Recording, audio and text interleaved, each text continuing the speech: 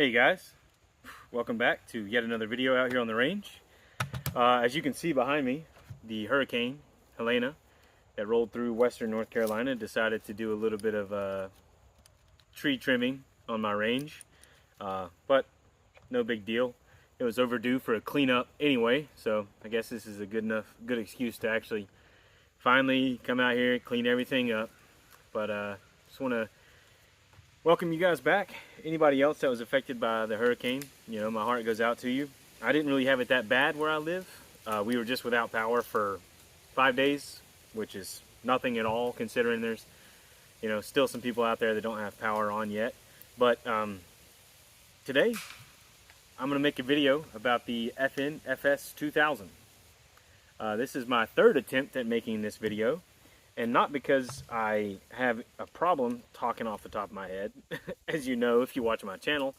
It's rather, I've made this video a couple times now, two times actually, and I found it to be hard because I've really struggled to find good things to say about this gun. And I realized that it just sounded like I was ragging on it and that I was hating on it without really having anything to back it up. Just sounded like I was trying to make a rage bait, you know, video, which is not what I'm trying to do. I'm just going to give you my honest thoughts and honest opinions, but I feel like in order to give you a context to properly understand why I am going to say the negative things about this rifle that I'm going to today, you need to know where that bias is coming from, because I am biased. I'm basically going to compare it to the Steyr AUG. Yeah, so basically, I'll be comparing it to the Steyr AUG, but this is probably be the last video I make on this gun, because to be honest with you, I've been thoroughly underwhelmed and underimpressed by this rifle, especially considering the price that these are commanding now. This rifle right here with the quad rail on it, and it has the original boxes you saw in my other videos, you know, could easily fetch $3,000 or more. And I don't think it's even worth 1/3 of that, personally. If you like FN, buckle up, because this is going to be a good video. But I'm going to say welcome and thank you guys.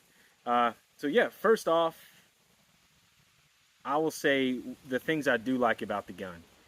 The thing I do like about the gun, the coolest thing, the best thing it has going for it, is that it is so unique. There is no mistaking this gun for something else. There is no getting this gun confused with something else. Even if you don't know the name, like if you know, maybe you're not somebody like a big gun guy, even if you don't know the name of the gun, you know that this is a unique gun.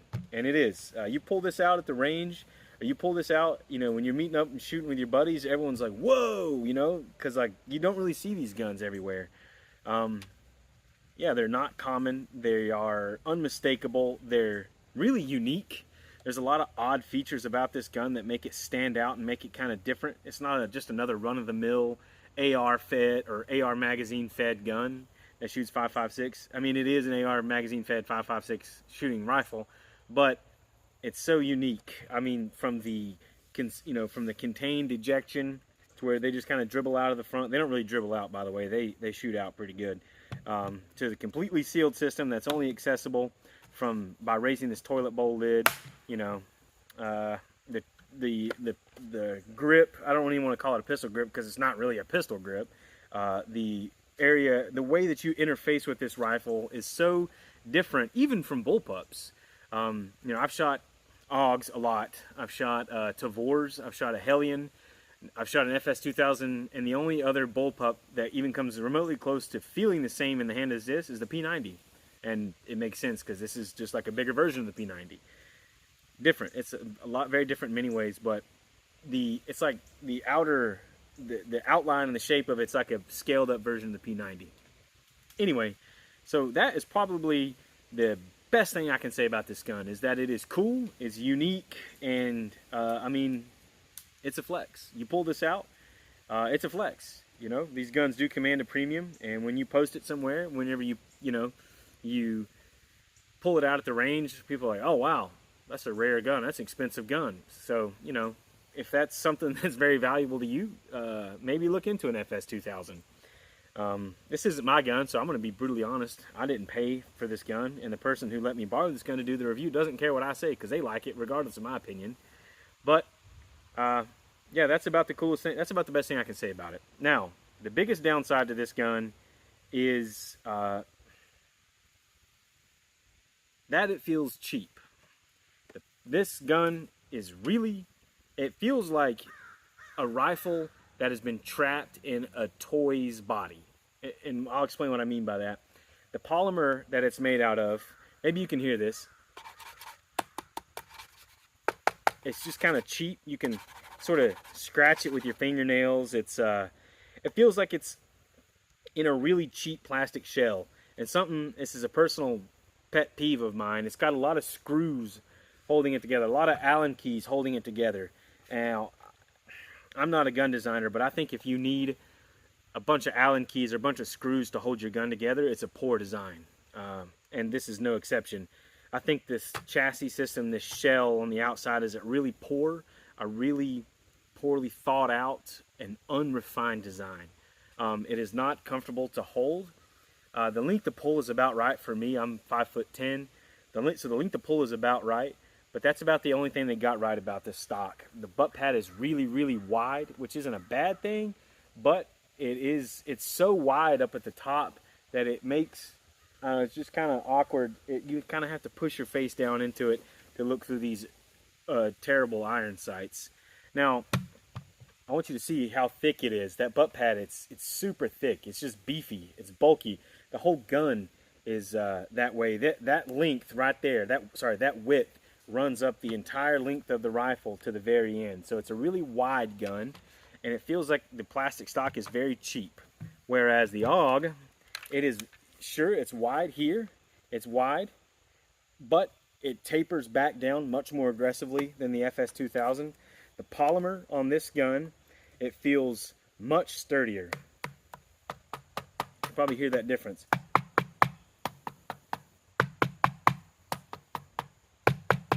Hear that? It's subtle, but you can hear that it's there. When you scratch the AUG's polymer, you're not marring it. It's actually, it'll take off your fingernail before you mar the polymer on this. There's not many screws holding the AUG together. It's not held together by screws. There's a screw that holds a magazine catch in, and there's a screw that holds the holds a pin that the butt plate kind of locks in around, but nothing, that's 2 screws versus the 1, 2, 3, 4, 5, 6, 7, 8, 9, 10, 11, 12, 13, 14, 15, 16, 17 screws from my quick count here holding the FS2000 together, which again, it's a pet peeve of mine when a gun is held together by screws. The AUG is not held together by screws. The AUG's polymer feels sturdier. It feels better in the hand. You can't squeeze this and deform the stock.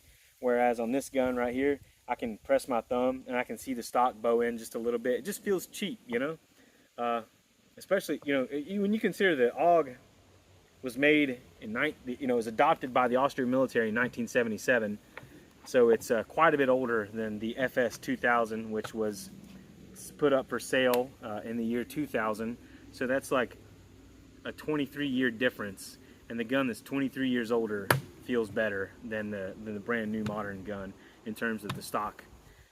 Something else I do not like about this gun, these iron sights are a joke. They truly are as backup as you can possibly mean when you say backup iron sights. These are, everything has went sideways. Oh no, the world is ending. Maybe I'll return fire with this little backup iron sight. First off, the aperture, I'm not even going to bother trying to bring you guys in to see how tight the aperture is. It's a pinprick aperture, so it is very difficult to look through the aperture in anything but very, very bright light. And the finish that is on the rear iron sight is like a melanite, sort of parkerized sort of finish. So whenever it's bright outside, if the light is not coming from in front of you, if it's coming from above you or behind you, you cannot see through that rear iron sight. It's may as well not even be there for all the good it's going to do you. The front iron sight, you can adjust the elevation on it. It has no indication as to what raises and lowers the elevation. And the rear iron sight is adjusted by a tiny itty bitty little slot here on the side. There's a tool included with the gun that you adjust the iron sight. There's no indication as to what way you're turning the sight, how it's adjusting the sight, what way you're turning that drum, how it's adjusting it. There's no indication of it, which is, I mean, it's so easy to just print this way left, this way right here on the stock. But FN decided not to do that. And something else I find that I don't like about this gun is this ejection system. I do not like this this tube that these shells feed through for the ejection system. And I did like it until I had a malfunction. Now, I was, like last week, or a couple weeks ago, I was shooting and I had a jam. Dead trigger. I was like, oh, okay. I was shooting Wolf Gold, and this gun will hardly set those primers off because they're Russian military primers. Really hard. This gun will hardly set those primers off. It won't do it reliably. So click, no bang. Oh, okay, gun's probably, you know, light strike. I'll just rack that round out and try again. I went to pull the charging handle, and the charging handle would not move. It was stuck. And I popped open the toilet bowl cover, checked to see. The toilet bowl cover didn't really give me any indication as to what was going on. I had no idea what was wrong. I just saw that the bolt was stuck partially back, and I had no idea. I don't know. I couldn't tell if it was a failure to feed or if it was a failure to eject. I couldn't tell. So I closed the toilet bowl cover, and I tried. Eventually, and I put so much force on the charging handle, I was afraid I was going to break it, because like many things in this gun, the charging handle feels cheap, and it's just held in place by a roll pin, which I could manhandle it off there if I really felt like it. Ended up having to mortar the gun, and a spent shell casing popped out whenever I let the bolt fly back home. So all I can guess, because like I said, you can't see in this gun to tell what's going on. All I can guess is that spent shell casing got stuck somewhere in here, where it should have been, you know, extracted and then put in this tube to eventually be ejected. It must have gotten stuck somewhere in that feeding process.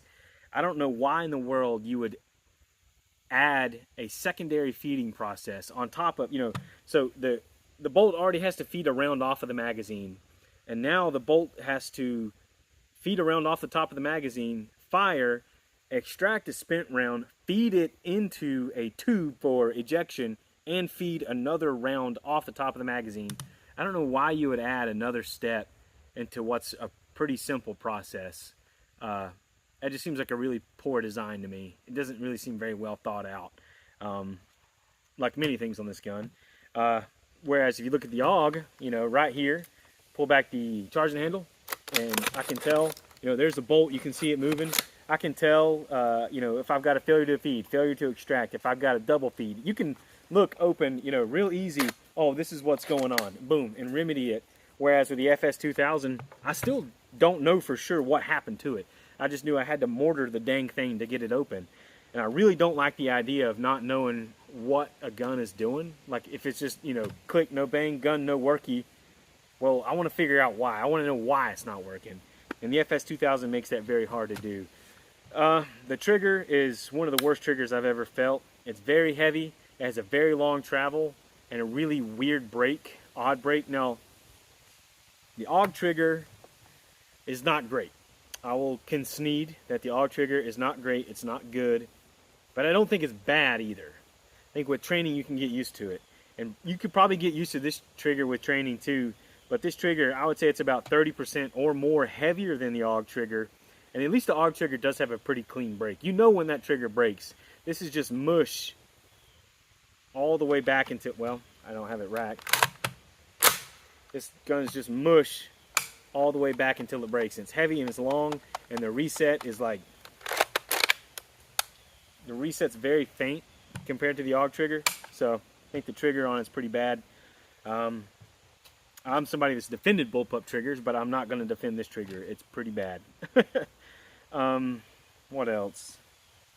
So the iron sights suck, the stock sucks, the trigger sucks. Like I said, yeah, the charging handle, it's chintzy, it's flimsy. It is nice that it does fold, and that it, you know, it does kind of lock itself in with these two little hooks that interface around the stock. I guess that's cool. But the biggest I think overall the biggest downside to this gun is there is no last round bolt hold open. I think the idea that you have a rifle that was made and tried to, was made in the 90s and early 2000s, and it was pitched to militaries for serious frontline use, and it doesn't have a last round bolt hold open is a joke. Personally, I think it's lazy design. Like, it's feeding from an AR-15 magazine, a magazine that is designed to have a last round bolt hold open.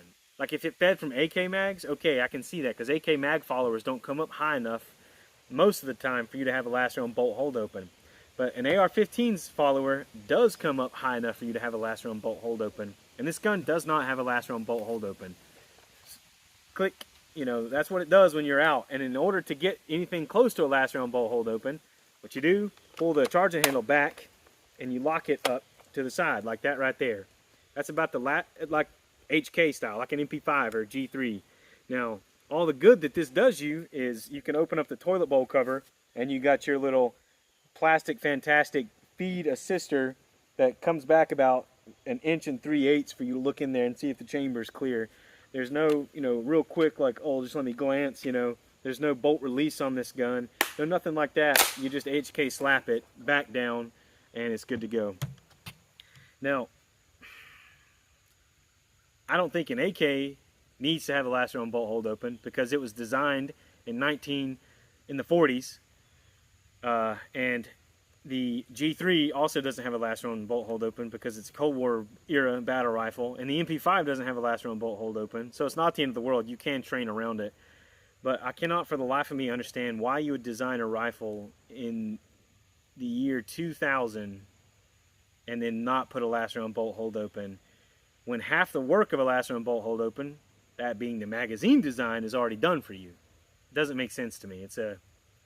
I think the overall, it kind of goes with what I would say the theme of this rifle is. And I think the theme of this rifle, and for that matter many other FN products, is that it's made well where it has to be made well. Like the barrel, it's a good barrel. It's a high quality barrel. No one's doubting that FN makes good barrels, because they do. The receiver's finish machining is acceptable. It's not the best I've seen, but it is acceptable. And the bolt, the pressure bearing surfaces, like the bolt carrier, what you can see in here, they have been made well. There's casting marks on the carrier, but that's not the end of the world. If the pressure bearing surfaces have been machined right, then it's not a big deal. But outside of the important go bang worky bits, everything about this gun feels cheap.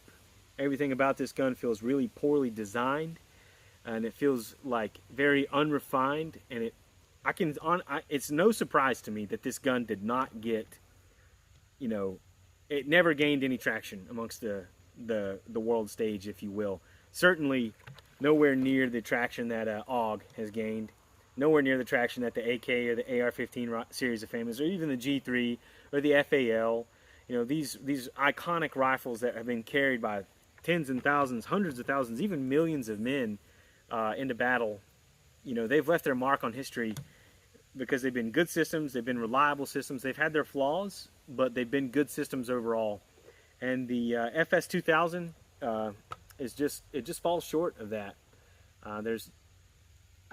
There's no redeeming quality about this gun that I think makes it worth dealing with the bad trigger, the terrible iron sights, the cheap chintzy stock, and no last round bolt hold open. The AUG, it has its problems. It's not a perfect rifle. It's pretty close, but it's not a perfect rifle. But it is such a shootable rifle. It is such an ergonomic and comfortable rifle to hold that I believe, in my opinion, it's good outweigh the bad, basically. Its good factors outweigh its detractors. That is not the case with the FS2000 at all. And in my experience, I hope I don't offend anybody at FN, but I have experience with the FN45 tactical handgun, the FN509 pistol, the FN P90, and the FN FS2000 now. And a constant theme I've noticed in FN products is that they are made well where they have to be made well, but everywhere else is very cheap. Like the squishy grip of the FN45 handgun, The FN509 handgun has the same chintzy, squishy feeling. The P90's receiver is very roughly cast, very poorly machined. The stock feels very flimsy and squishy like this one. And now this gun right here with a flimsy stock, a joke of iron sights, and a terrible trigger. I just noticed a trend with FN products is that they're made well where they have to be made well, but everything else is made as cheaply as possible. And I don't like that, because when you pick up an AUG, nothing on this gun feels cheap. It doesn't rattle. It's made well. It's tight. It fits together. Mine fits together really tight. This gun is incredibly accurate.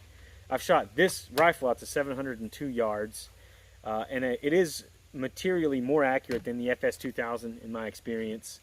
And overall, I think it's a better design. I think it's more refined, and should be no surprise. It's older, and it's been in constant military use since 1977. So it's no surprise that it's made by a company. You know, it's no surprise that it's a better rifle overall. No, I'm not making this review to, you know, hate on it, hate on the FS2000, or hate on the company FN. But I'm not gonna water down my opinion to try to get a sponsorship down the road. I'm not gonna, you know, water down what I think of something because I want to sound too nice. I want to be honest with you guys. I don't owe FN or Steyr anything at all. They have no idea who I am. They probably never will, so it doesn't matter what I do or don't say. But I do want to be honest with you guys and kind of give you my opinion. But I appreciate you guys watching my videos. I appreciate you guys tuning in, for liking. I really appreciate your comments. And yeah, stick around. Maybe I'll make a vlog, a video about getting this range cleaned up. I would like to put on a carbine match maybe in January or February after hunting season ends, while it's still cool outside. Do a 5 to 8 stage carbine match out here one day. You know, look forward to that. I got more videos in the pipeline, and I appreciate you guys' time. Thank you.